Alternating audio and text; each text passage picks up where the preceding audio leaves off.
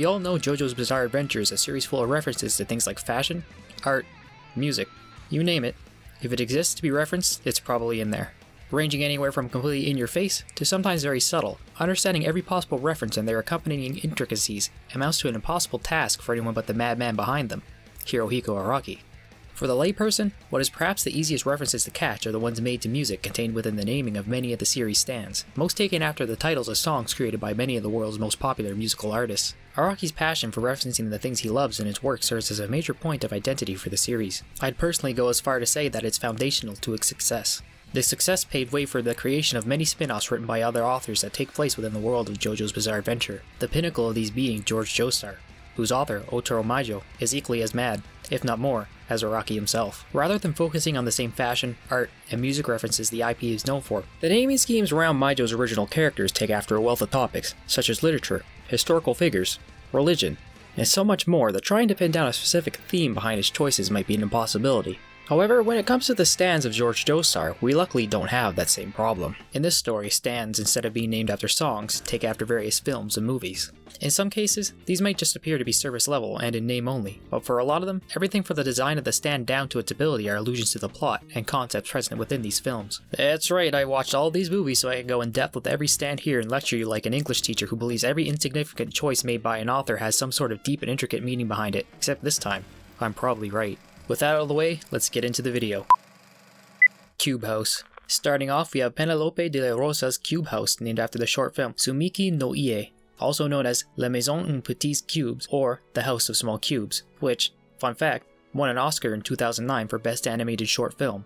Though it may not look it, it is in fact Japanese. You could technically consider it anime. The stand and the film share a lot in common.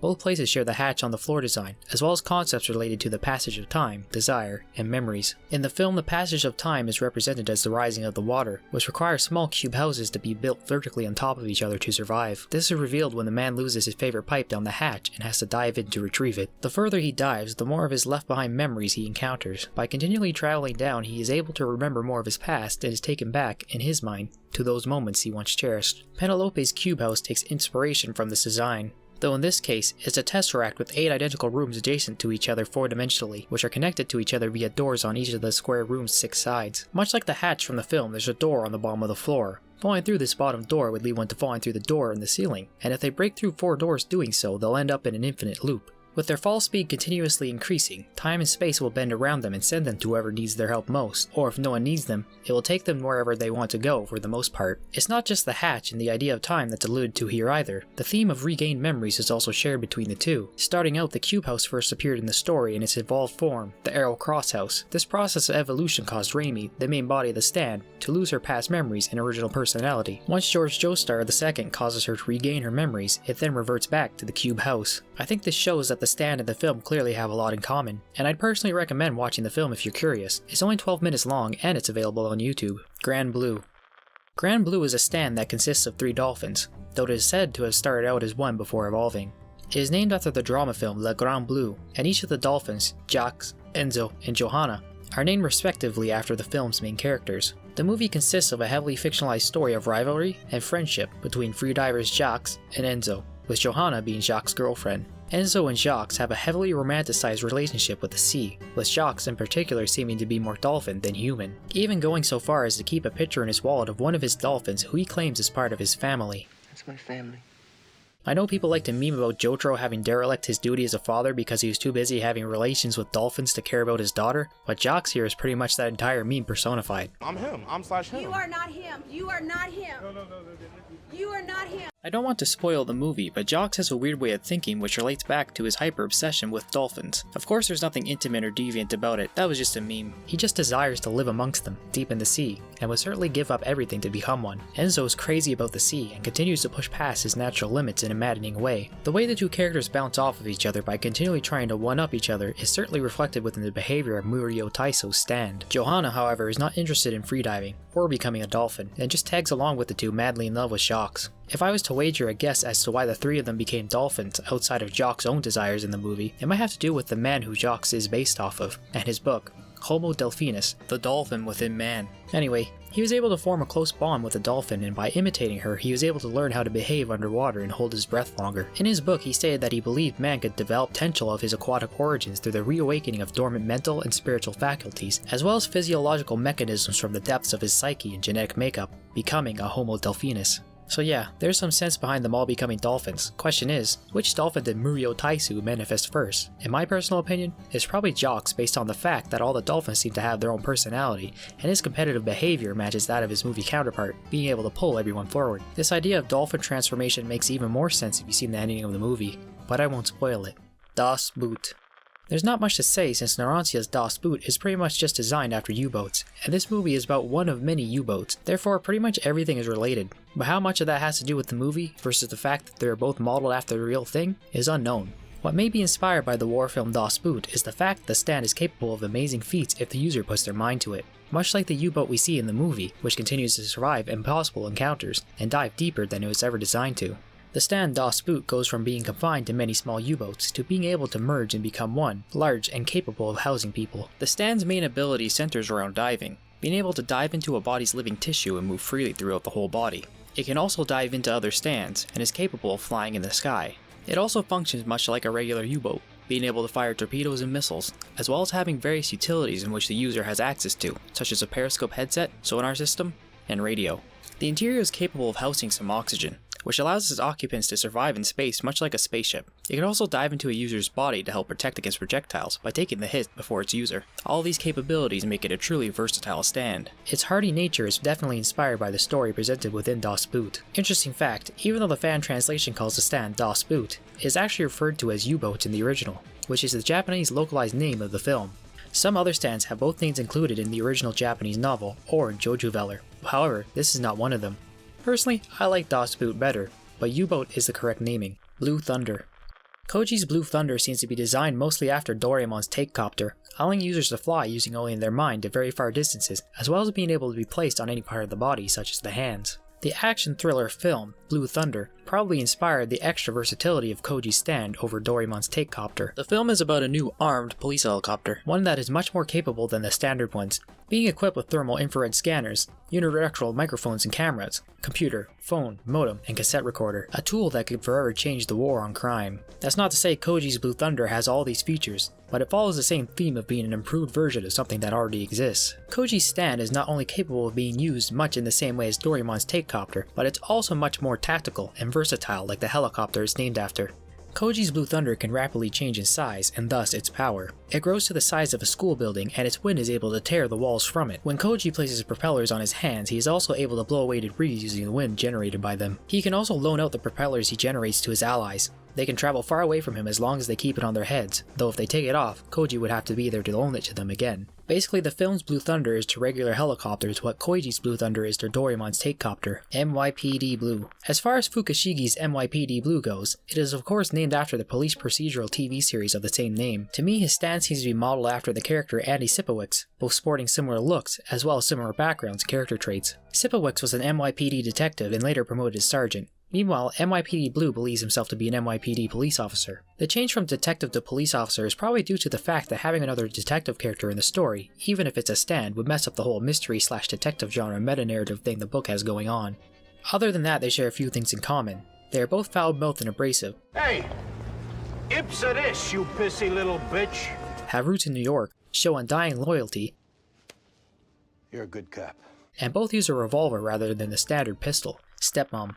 I know a lot of people like to refer to Buchiraji as the mother of the group, so it's poetic that his stand would be named after the 1998 comedy drama film Stepmom, which is a film about a terminally ill mother dealing with her ex-husband's new girlfriend, who is poised to become their children's stepmother. The similarities I found are mostly in imagery, though Buchiraji's new stand looks similar to its original counterpart, and instead drops the zipper motif and goes for a design centered around sewing, so more like pins, needles, and thread. In the movie, when the father proposes to his girlfriend, he gives her a roll of thread, which then the ring comes down from and onto her finger. Then there's the part where the terminally ill mother stitches together a magician's cape for her son and a quilt for her daughter to remember her by. Both acts serve to stitch together the family, which otherwise would be torn apart. See, I warned you I'd talk just like an English teacher. Also, the film was localized in Japan as Goodnight Moon, though, like other stands, both the Japanese and English names are present within the novel. Videodrome. Alright, This is a bit of a weird one, but I think everything about Abakio's stand taking its name after the 1983 science fiction body horror film Videodrome is an act of divine inspiration. Many aspects of the bizarre nature of the film would certainly be at home within the JoJo universe. You could almost convince yourself that what occurs in it is all part of some sort of absurd stand ability, which is why I suppose Micjoeson chose to have the stand share so many similarities with the movie. Basically, it centers around a broadcast of what appears to be BDSM picked up by pirates. The main character who sees it ends up getting sent cassette tapes and starts hallucinating things similar to the nature of what he saw on the TV. What is seen on TV becomes reality, video becomes flesh. The cassettes almost appear to become living sometimes, just like how the stand's own playback ability works. Videodrome plays like a video recorder. A hole appears on the protagonist's stomach. If cassette tapes are placed in there, he will become programmed. If we look at Abakio's Videodrome, it also requires him to stick his hand through someone's body, about 10 centimeters past his wrist, to acquire the videotape. When the tape is played, it transforms into the person. The tapes in the movie are able to transform as well, though they don't transform into people per se. Videodrome causes hallucinations in the movie. Things appear to have happened that in fact have not. This idea may be alluded to by the fact that Abakio's replays can be interacted with things like blood being able to get on a detective's hand, though it disappears after the tape is finished playing. The Iron Ladies. The Iron Ladies reference for the most part is a simple one. Taking the philosophy behind the original Sex Pistols being able to bounce around projectiles almost like a ball, they are in turn modeled after volleyball players from the year 2000 Thai comedy film The Iron Ladies. The film is based on a true story about a men's volleyball team which mainly consisted of gay and transgender athletes. The design of Mista's Iron Ladies seems to take multiple inspirations from the event of the film, such as the numbered gym uniforms, and their over-the-top necklaces and peacock feathers, as well as the heavy use of makeup. The same thing could be said about their flamboyant attitude. Another interesting point is that they are originally going to be named after Cool Runnings, a Disney movie loosely based on the competitive debut of Jamaica's national bobsled team in the 1988 Winter Olympics. If I could guess why the change was made, it's probably because Mista's stand being based off a team of 4, knowing his history with that number, would just be too impossibly out of character. Another fun fact, the Iron Lady's title was localized in Japan to be Attack Number Half, a reference to the shoujo volleyball manga called Attack Number 1. The term half refers to the Japanese slang new half, which refers to male to female transgender individuals, which we know the stand alludes to with its cross-dressing design. Both of these names are included for the stand in the original novel. Scarface. Fugo's stand in Jorge Joestar is named after the 1983 crime drama film Scarface, but it doesn't seem to actually ever get used in the story at all. There's no illustration of it available either. In fact, it was only ever named in notes by Otoro Maijo. It's said by Bucciarati that it can spread mass delusions to large crowds. After watching Scarface, I feel like this name was chosen because the violent temperament of Tony Montano suits Fugo well. Fugo's own stand in the original universe is a reflection of his damaged mind, always waiting to explode. So violent and uncontrollable that it harms friends and foes equally. Scarface as a stand would be another side of that same manifestation of a violent mind, with a focus on the psychological hold one with that way of thinking, if used in the right way, can have on others. Right Stuff.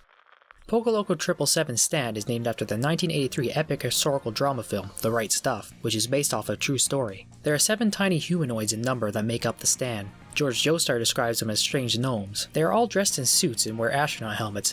They all look to be smiling as well. Their ability is accelerated task management, meaning they work together to quickly complete tasks Pokoloka gives them. When caught up in the eyed balloon's tentacles, they were able to create tiny models of the H.G. Wells, taking them apart like a pit crew and analyzing its inner workings. By doing this, they're able to determine that releasing the external walls from the inside of the ship, then starting the engines at full power, they could release it from the tentacles.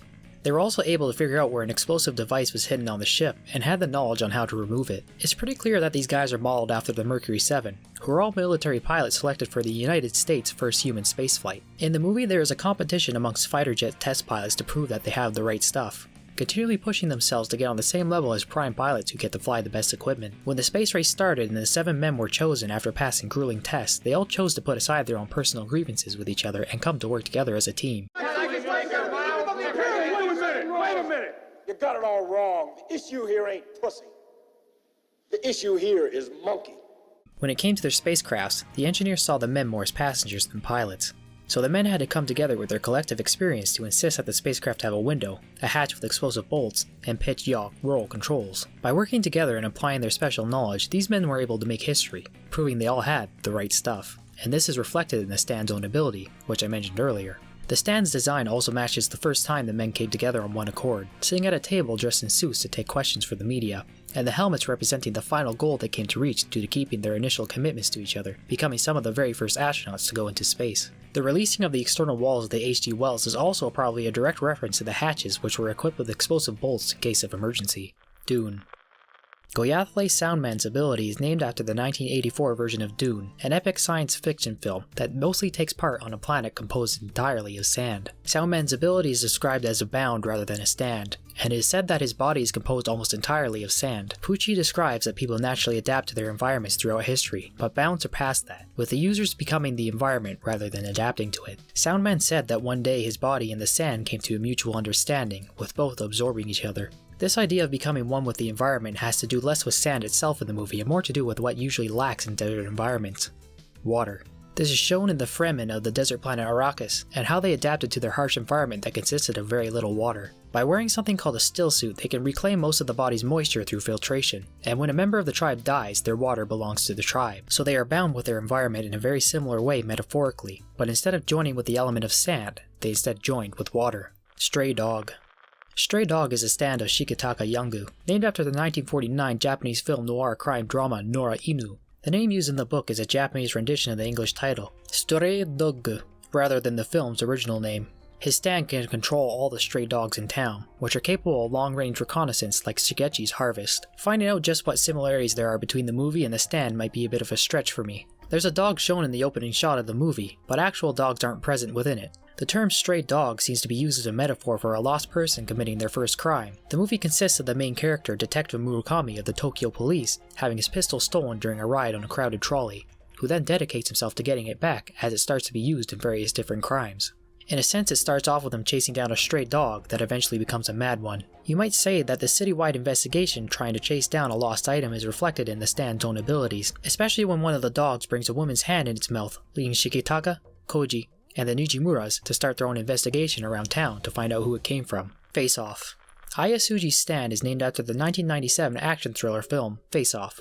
Its abilities are pretty much the same as Cinderella's, being able to switch the faces and fingerprints between any two people. In the movie, FBI Special Agent Sean Archer faces off against a homicidal sociopathic terrorist, Castor Troy. At some point when Troy is taken into custody, Archer takes the opportunity to do a highly experimental face transplant procedure to take on the face, voice, and appearance of Troy to infiltrate his circle and take it down. After this is done, Troy somehow wakes up and forces the doctor to give him the same treatment. Basically, the two end up swapping each other's lives, both trying to sabotage each other. Ayasuji's face-off looks to be designed after a surgical light, which can be seen within the movie during the surgery scenes. The similarities between the stand and the movie is plainly obvious, so I won't bother explaining it this time. Singing in the Rain. The stand of Funny Valentine of the 37th universe is named after the 1952 romantic comedy film Singin' in the Rain. It has the appearance of a humanoid frog, a mount that is seemingly unstoppable that can stick onto surfaces and bring its user anywhere. This lets Funny ignore things like heavy winds when hanging on the outside of the barrier surrounding Great Britain. My guess is that this unstoppable nature is inspired by the movie's representation of the transition from silent movies to talkies, where 3 stars get caught up in this time of change and have to adapt to the nature of this new entertainment landscape, knowing this progress is unstoppable. The little paper signs Funny makes an effort to communicate to people past the barriers seems to be a nod back to the intertitles of silent movies. They were basically short title screens that usually contained either important dialogue necessary to understand the story or something written to establish the setting of a scene. The stars in the eyes of the stand most likely represent stardom, and the fact that it is a frog is probably due to the fact that frogs singing in relation to the rain is a common folklore because frogs tend to start calling before, during, and after rain when there is moisture in the air. The movie itself is named after the 1929 song of the same name. Gene Kelly performs this song in the movie, singing and dancing during a rainstorm, bringing this analogy full circle. Rear Window. Funnier Valentine's stand is named after the 1954 mystery thriller film Rear Window. The similarities between the appearance of the stand and the character Jeff, portrayed by James Stewart, give them an almost near identical look. Jeff is recovering from a broken leg and thus keeps it in a cast. This means he must be confined to a wheelchair in his apartment. There is an intense heat wave which causes his neighbors to leave their windows open, allowing him to peer directly into their lives from his rear window, sometimes even making use of binoculars. From what he sees, he begins to suspect one of his neighbors killed their wife, causing Jeff and his friends to do investigative work, such as breaking and entering, while he watches from the window. Eventually, this culminates in the suspect confronting Jeff in his apartment. Jeff manages to set off a series of camera bulbs to temporarily blind and stun him to bide for time. If you look at everything about the stand, the connections are obvious. It shares the same leg in a cast, binoculars, shirt, face. The hair is a bit different instead being a mohawk, but it kinda does resemble Jeff's cone-backed hair. Rear Window's weird gun is designed after Jeff's camera and bulbs. though instead of stunning enemies, it shoots many bullets and is designed for assassination. Its ability to create windows on any surface that resembles a frame to poise itself in the most optimal position for reconnaissance and assassination takes after the nature of Jeff's own window in the movie, since it allows him to peer into the minute details of the lives of everyone around him almost completely unnoticed. The passion. It's no secret that Micjoeson likes to reference the Bible in his works, anywhere from the use of biblical numerology to setting up entire mysteries around events described within, such as the prophecies from the Book of Revelation. Jorge Joestar is no exception, relying most heavily on allusions to Christ and the Trinity as a major driving force behind its narrative. It should be no surprise then to see Jonathan, and by extension Dio's stand, The Passion, take its name after probably the most well-known and significant film about Jesus, The Passion of the Christ. The film covers Christ's final 12 hours and his eventual death by crucifixion, which is known as the Passion. If we remember Jonathan's stand from the original series, it resembled hermit purple, consisting of thorny vines. When Dio used the stand, he had access to various divination abilities, so it shares a similar nature with its Jorge Joestar counterpart. Take the thorny vines and the holes Jonathan receives in his hands from Dio before his death, and I think you can see where Micjoeson got the idea to design Jonathan in his stand around Christ and his crucifixion. The holes in his hands and the ones that have been made in his feet by novel Dio resemble stigmata, wounds that correspond to those of Jesus Christ crucified. When Dio awakens his own stand, the same happens within Jonathan's body, causing him to gain the Passion.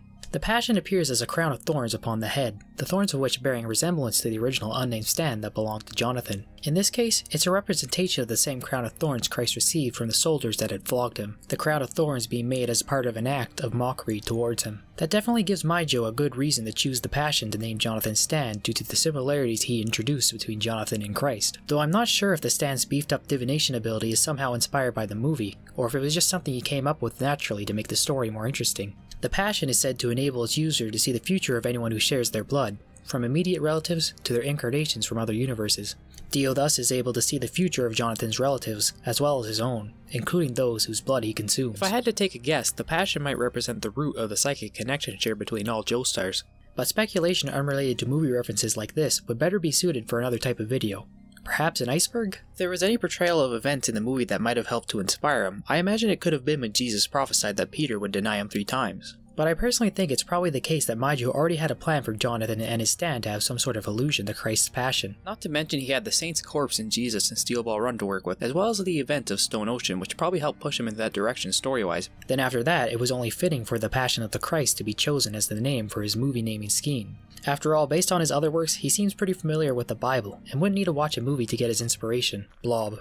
Blob is the stand of Docio Chocolata, named after the 1958 science fiction horror film The Blob. The Blob is basically an alien mass of goo that consumes everything and grows in strength, though it seems to have a desire to eat living things, seemingly being attracted to the heat, seeking it out like Kira's sheer heart attack. Chocolata's Blob can create tornadoes which vacuum up anything in its range, including people. The stand also has a gooey substance that comes out from its fingertips, most likely a call back to whatever material the actual Blob is made out of. I do think the reference was made more in mind with his original stand, Green Day. The way its mold spread across the town indiscriminately consuming all living things around it, whilst at first seeming impossible to counter, reminds me a lot about the events of the movie, Evil Dead.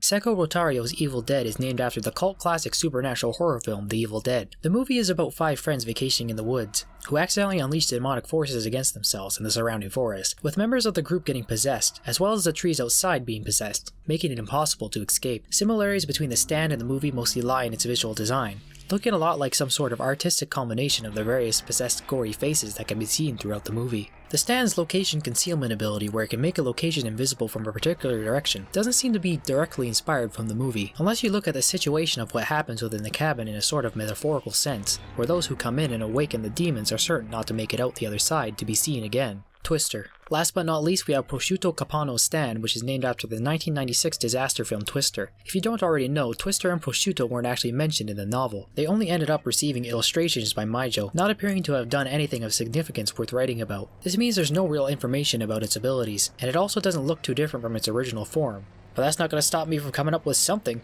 You see, if you look at the Twister's eyes compared to the Grateful Dead, they are spread out like they were in a twister, with his body also carrying a spiral tornado-like motif. Also, the tendrils that had previously appear to be gone. We know its ability can't involve using tornadoes since Chocolata's Blob already does that, so maybe he can drop tracking balls out of his torso like what is used in the movie to get data on what happens within a tornado. These tracking balls might be used to keep track of enemies, or more likely civilians, as they'd be unseen by anyone who wasn't a stand user. At the end of the day, we can't possibly know, but that just means us Jorge Joestar fans can turn Twister into our own.